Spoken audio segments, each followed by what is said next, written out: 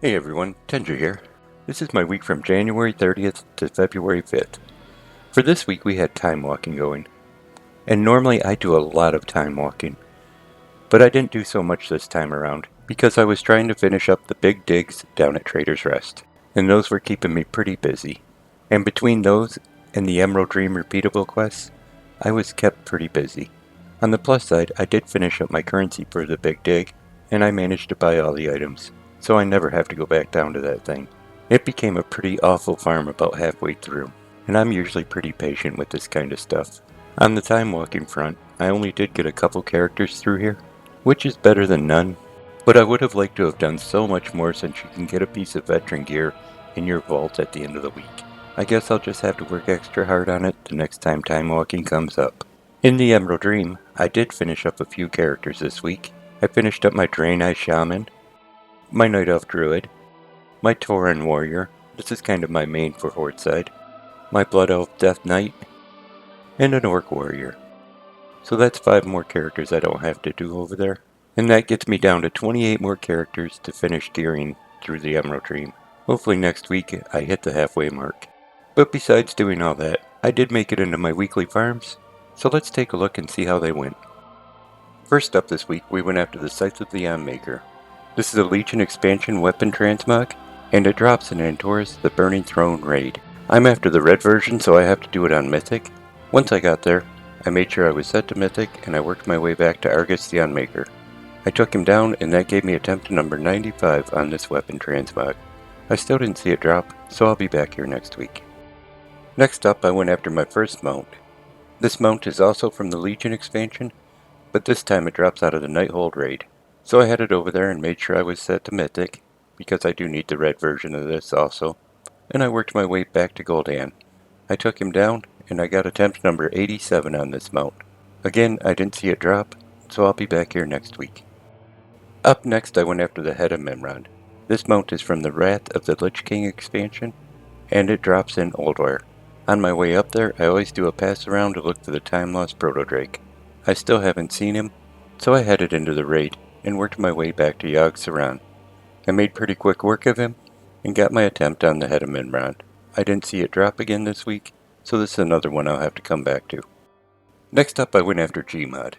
This is a Battle for Azeroth expansion mount, and this week I tried it on LFR difficulty. In LFR, it drops off Jaina Proudmoore instead of High Tanker or Mechatork. It is soloable pretty easy on LFR, so when I move it up to a multi-character farm, it shouldn't give me any issues.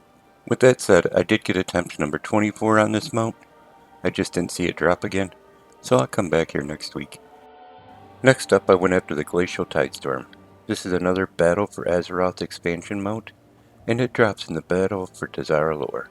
This one I have to find a group in Group Finder, because I just can't solo Jaina on Mythic at this time. Once I got my group, we headed in, and I got attempt number 22 on the mount. And again this week I didn't see it drop, so I'll be back here next week, and hopefully I'll see it then. My last farm of the week was Operation Mechagon. Out of here I'm after the Mechagon Peacekeeper. But this farm I'm doing a little bit different. I'm doing it as a multi-character farm, and if you're not sure what that means, it's where I take 13 characters every week to the same raid or instance until I see the item or mount drop that I'm looking for. So far this mount's been a little bit evasive, so let's take a look and see how I did this week.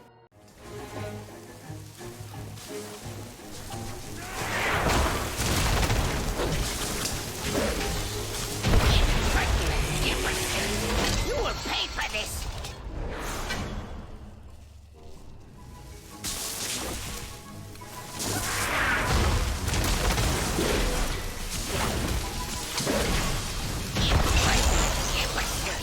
You will pay for this!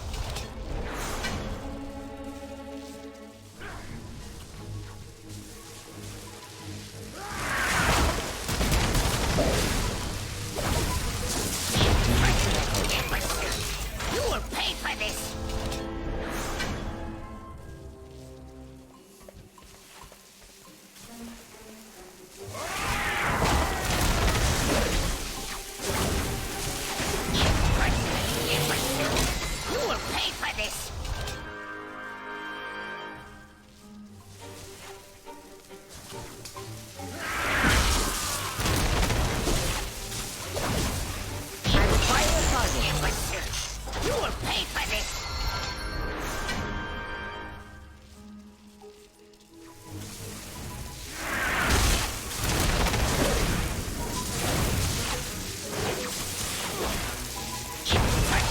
Imbecile!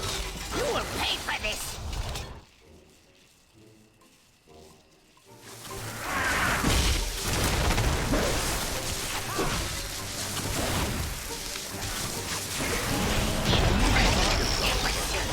You will pay for this!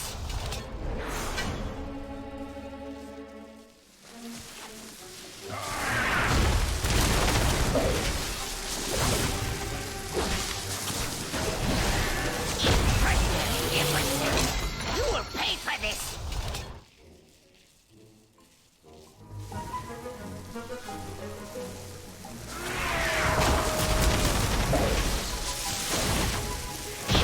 Target something first. You will pay for this!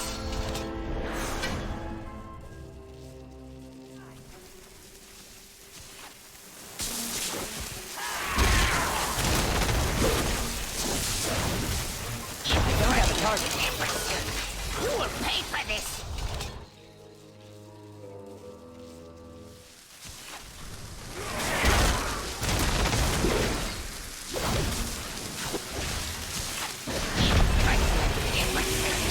You will pay for this!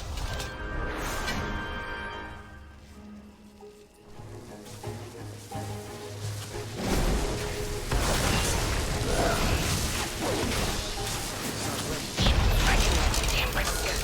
You will pay for this!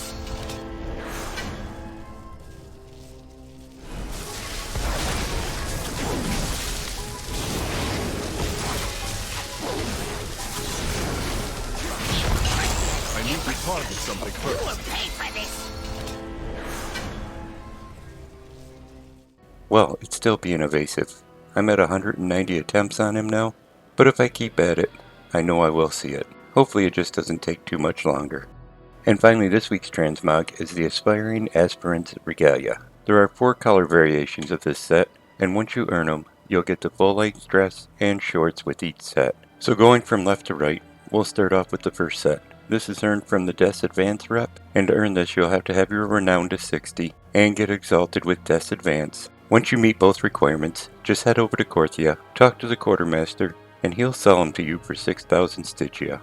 Our next set is obtained from Korthia dailies. This is pretty easy, just go over and do the dailies. You can check them before you actually do them to see if they'll award you a piece of gear that day, and if they don't, just skip them. Just keep doing that, and sooner or later you will be awarded the whole set. Our third set will come from Renowned, and this will be the easiest one to get. There's no currency price, and all you have to do is get to 60 Renowned and you will automatically get it. Our final set is from the Renowned Quartermaster. This would be pretty easy. Once you have your Renowned to level 60 with the Kyrian Covenant, you'll just take 10,000 anima over to the Renowned Quartermaster and you'll be able to purchase it. But hey, if you enjoyed the video, give it a thumbs up. You can click on subscribe. Thanks for coming by and watching it. I'm going to send a hi out to my best friend, and you all take care.